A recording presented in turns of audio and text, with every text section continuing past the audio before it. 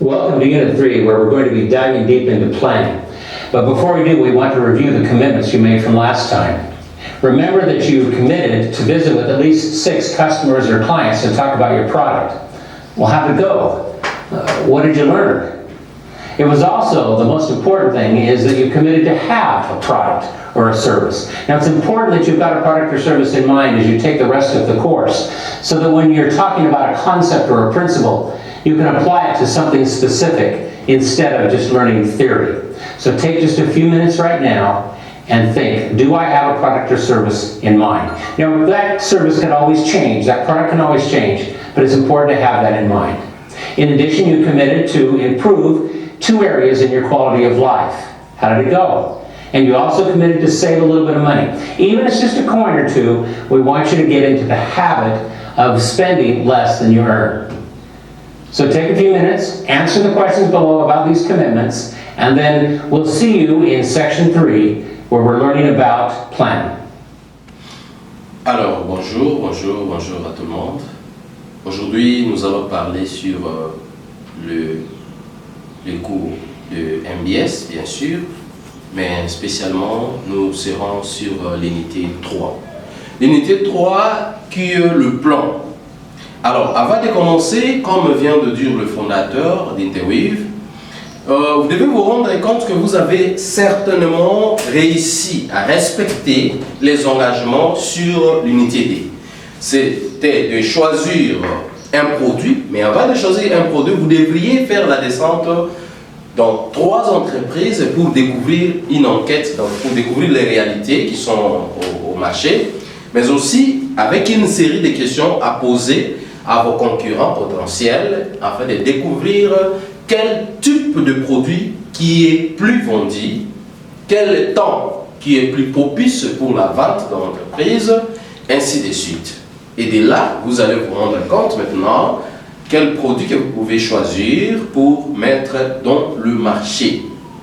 Alors, nous allons maintenant entrer dans les explications de notre 3e unité, qui est le plan. À bientôt.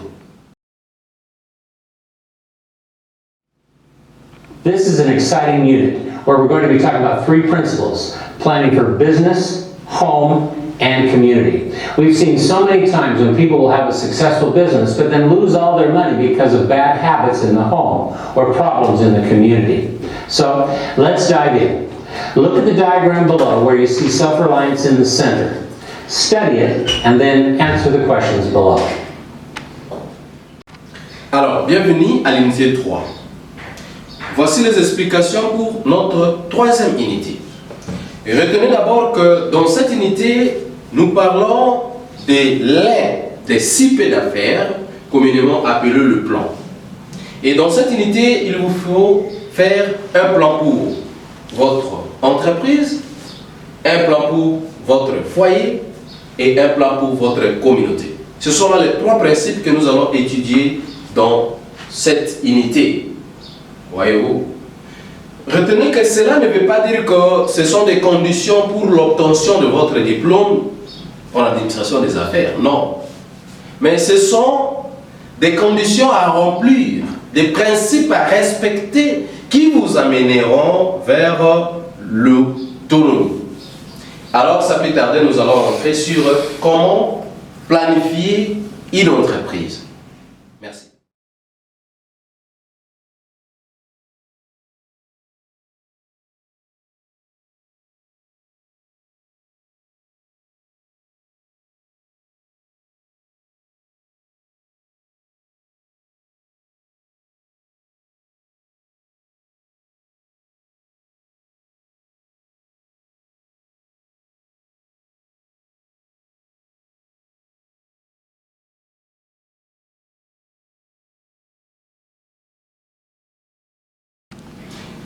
La planification sur votre entreprise voudrait dire que vous devez respecter les étapes pour arriver à la réussite de votre entreprise.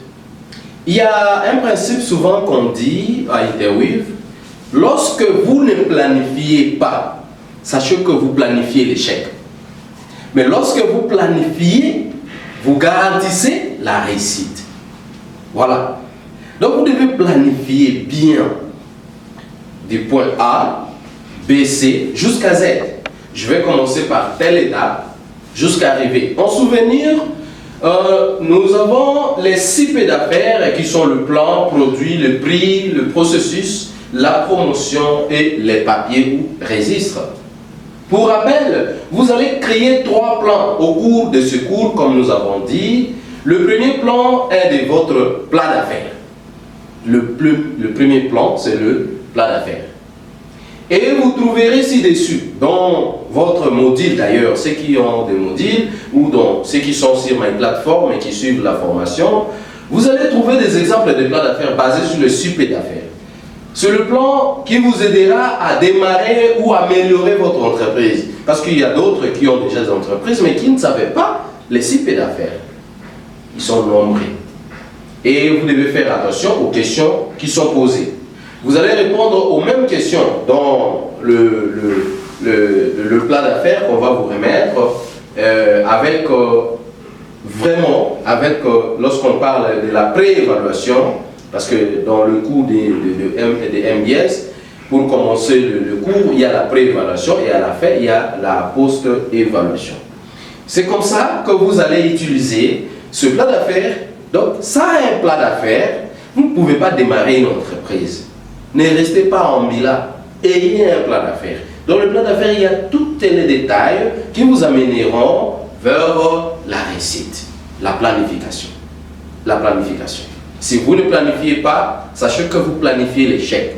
Mais si vous planifiez, vous garantissez déjà la réussite. Merci.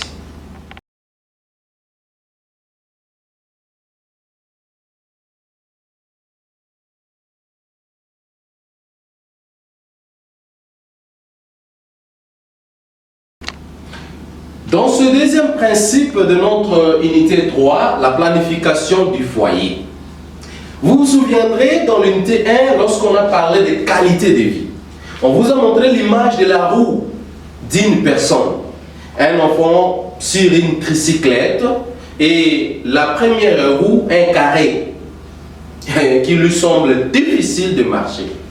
Et c'est pareil avec les 2 vélos que vous venez de voir maintenant. Il y a le premier vélo, une roue qui est, je ne sais moi, brisée, rouge. Mais le deuxième vélo qui roule bien avec toutes ces roues, lesquels des vélos que vous êtes? Êtes-vous déséquilibré ou bien arrondi? En faisant l'exercice sur la qualité de vie, vous vous êtes rendu par exemple que vous avez une roue brisée qui vous rend difficile à avancer. C'est exactement ce qui se passe dans nos vies. Nous sommes aujourd'hui, je peux appeler ça parfaite difficulté, excusez-moi, d'avancer. Donc, il y a beaucoup de personnes qui ont trouvé que c'est normal de rester comme ça. Si j'appelle ça c'est la parfaite difficulté. Cette difficulté-là, lui, il dit, bon, eh bien, c'est comme ça, ainsi va la vie. C'est normal d'avoir un vélo comme ça, avec une roue brisée, et vous dites que oui, ça va. Non. Prenez le courage, prenez le temps d'améliorer votre qualité de vie. D'améliorer votre qualité de vie. Alors, pour améliorer la qualité de vie, chers participants, il faut d'abord prendre le temps d'examiner votre liste et voir si vous voulez y apporter des changements. La liste, c'est quoi? Ce sont des domaines de vie que nous avions montrés dans l'unité précédente, l'unité première. Sur le spirituel, sur le foyer, sur la famille, la relation avec votre époux ou épouse, l'éducation mentale, le travail ou affaires. Avez-vous seulement un seul emploi? Avez-vous seulement l'emploi? Est-ce que vous avez aussi la capacité de créer, la créativité? On ne devient jamais millionnaire avec un emploi. Un emploi de $500, de $1000 ne te fera pas un millionnaire. Ça, je vous le garantis. On devient millionnaire avec ce qu'on a créé, ce qu'on est autour d'entreprendre indépendamment. Et on milite pour que ça réussisse. Ça, c'est vrai. Des millionnaires, des billionnaires de ce monde ne sont pas des employés, ce sont des entrepreneurs. Ce sont des entrepreneurs ou employeurs. Qu'est-ce qui va vous empêcher de planifier pour votre foyer? Connaissez-vous d'abord le domaine de vie. Qu'est-ce qui vous bloque? Et alors, vous allez commencer à arranger la roue en avant de votre bicyclette et après, ça va rouler. Parfaitement. Merci. À bientôt. Dans ce deuxième principe de notre unité 3, la planification du foyer, vous vous souviendrez dans l'unité 1, lorsqu'on a parlé de qualité de vie, on vous a montré l'image de la roue d'une personne, un enfant sur une tricyclette et la première roue, un carré qui lui semble difficile de marcher. Et c'est pareil avec les deux vélos que vous venez de voir maintenant. Il y a le premier vélo, une roue qui est, je ne sais moi, brisée, rouge. Mais le deuxième vélo qui roule bien avec toutes ces roues. Lesquels des vélos que vous êtes? Êtes-vous déséquilibré ou bien arrondi? En faisant l'exercice sur la qualité de vie, vous vous êtes rendu par exemple que vous avez une roue brisée qui vous rend difficile à avancer. C'est exactement ce qui se passe dans nos vies. Nous sommes aujourd'hui, je peux appeler ça parfaite difficulté, excusez-moi, d'avancer. Donc, il y a beaucoup de personnes qui ont trouvé que c'est normal de rester comme ça. Si j'appelle ça c'est la parfaite difficulté. Cette difficulté-là, lui, il dit, bon, eh ben, c'est comme ça, ainsi va la vie. C'est normal d'avoir un vélo comme ça, avec une roue brisée, et vous dites que oui, ça va. Non. Prenez le courage, prenez le temps d'améliorer votre qualité de vie. D'améliorer votre qualité de vie. Alors, pour améliorer la qualité de vie, chers participants, il faut d'abord prendre le temps d'examiner votre liste et voir si vous voulez y apporter des changements. La liste, c'est quoi? Ce sont des domaines de vie que nous avions montrés dans l'unité précédente, l'unité première, sur le spirituel, sur le foyer, sur la famille, la relation avec votre époux ou épouse, l'éducation mentale, le travail ou affaires. Avez-vous seulement un seul emploi? Avez-vous seulement l'emploi? Est-ce que vous avez aussi la capacité de créer, la créativité? On ne devient jamais millionnaire avec un emploi. Un emploi de $500, de $1000 ne te fera pas un millionnaire. Ça, je vous le garantis. On devient millionnaire avec ce qu'on a créé, ce qu'on est autour d'entreprendre indépendamment et on milite pour que ça réussisse. Ça, c'est vrai. Des millionnaires, des billionnaires de ce monde ne sont pas des employés, ce sont des entrepreneurs. Ce sont des entrepreneurs ou employeurs. Qu'est-ce qui va vous empêcher de planifier pour votre foyer? Connaissez-vous d'abord le domaine de vie. Qu'est-ce qui vous bloque? Et alors, vous allez commencer à arranger la roue en avant de votre bicyclette et après, ça va rouler. Parfaitement. Merci. À bientôt.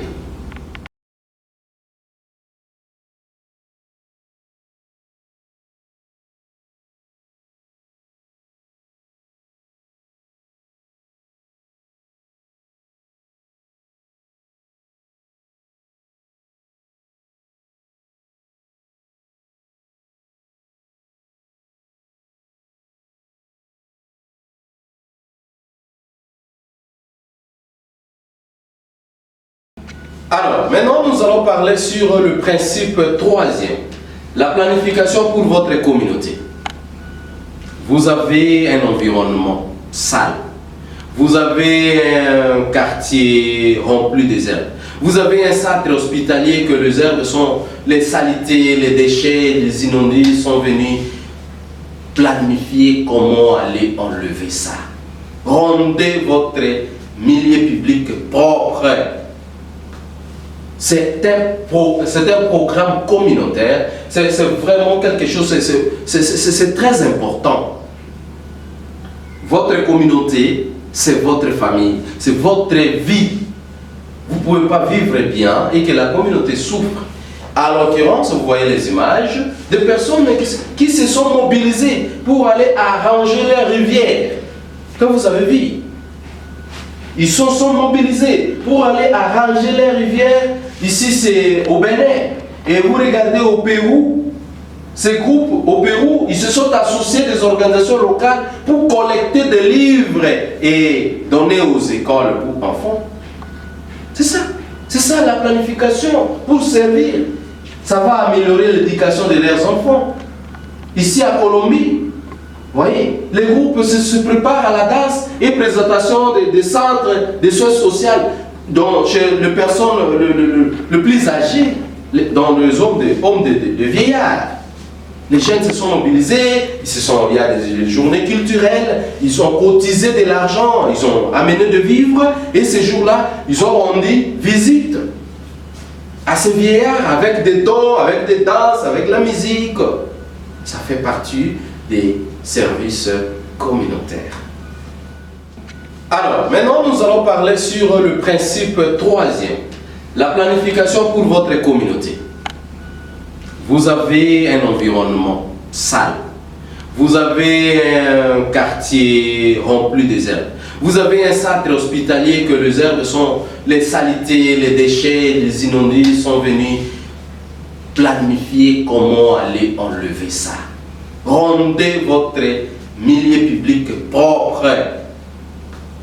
C'est un programme communautaire, c'est vraiment quelque chose, c'est très important.